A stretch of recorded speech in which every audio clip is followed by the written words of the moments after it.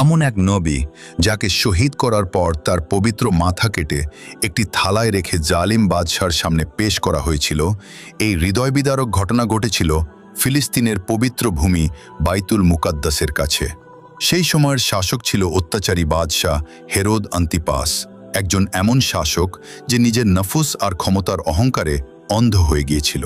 আর তিনি ছিলেন আল্লাহর প্রিয় নবী হজরত ইয়াহিয়া আলাইহিসসালাম, যিনি সত্যের পথে অটল ছিলেন, নিষ্পাপ ও পরহেজগার একজন নবী।